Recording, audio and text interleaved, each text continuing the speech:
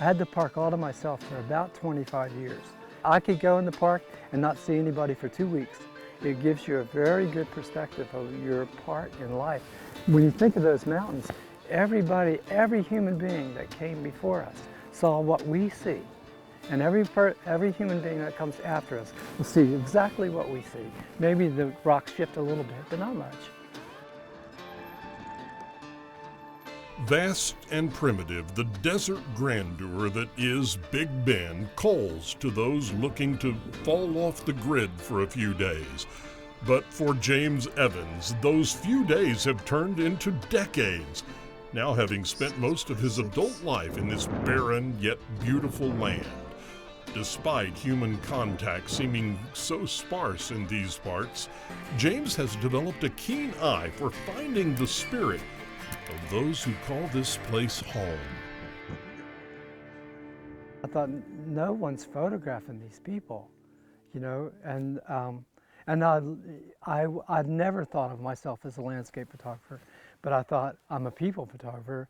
No one's doing it. All the books I'd seen were pretty picture books, kind of saturated, not really what the sky looks like, but they were tourist books, and I didn't want to do a tourist book. I thought this would be a place in there, and I felt like here I could create a body of work that would mean something, and it would hold up.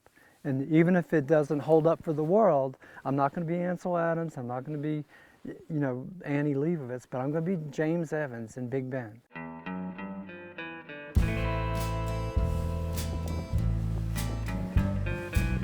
Here at James's studio in Marathon, drawers filled with photos and prints offer a glimpse of his body of work. But these captured moments in time barely scratch the surface of what he has created. You see, we also capture moments in time on TCR, and back in 1994, James's art was very different. During our first visit, film and camera were still his tools, and people still his focus. But his final presentation came in the form of all things lampshades. Photography is a very nice way to meet people. You know, the ranchers out here, they're really kind of private people. They don't like people on their ranches, and so I feel really honored. It just means a lot to me. Hey! These guys, in my opinion, are the last cowboys, and I'm photographing them in my lifetime, what a cowboy's like in my lifetime.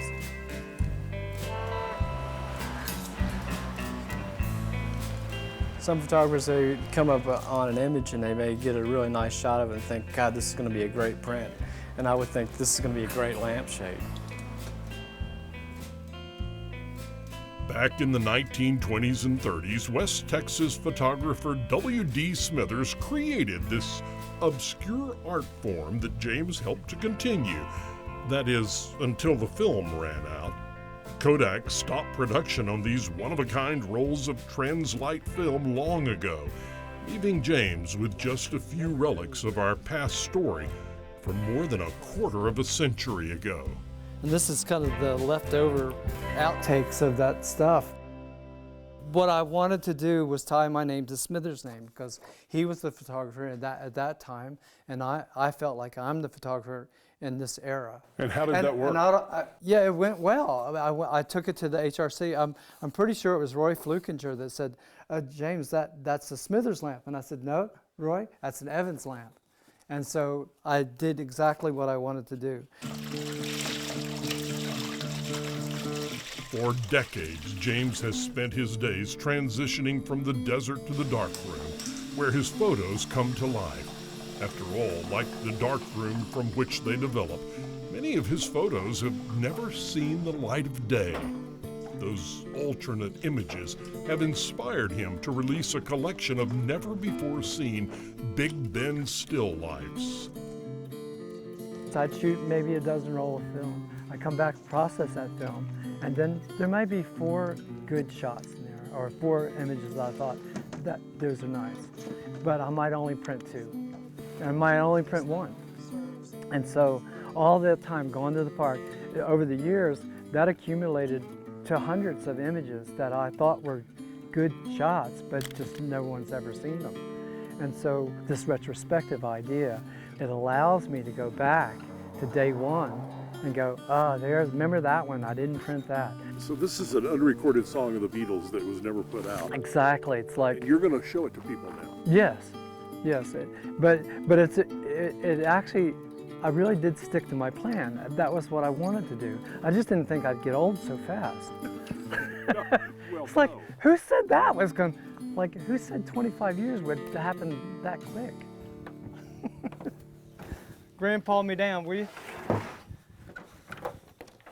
It took thousands of snaps and half a lifetime of experience, but James Evans has discovered the true meaning behind his photography.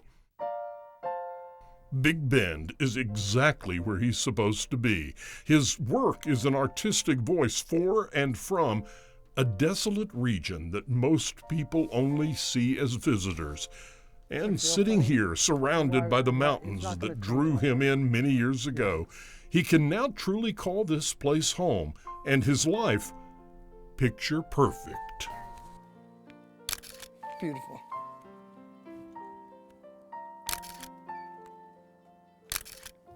Oh, the dog's great. You're great too, Nellie. Thank you very much. More than I'm going to be the Big Bend photographer, I felt more like I'd found what I wanted to do with my life. And that was the draw. Purpose? Yeah, purpose. You know, I mean, and earlier in my life, I thought I'd be famous. But fame is not really what it's about. I don't think I'm getting soft. I just think it doesn't matter. The body of work is what counts. It's the work that really counts. It doesn't matter, even if no one gets it, I got it, you know, and I figured it out.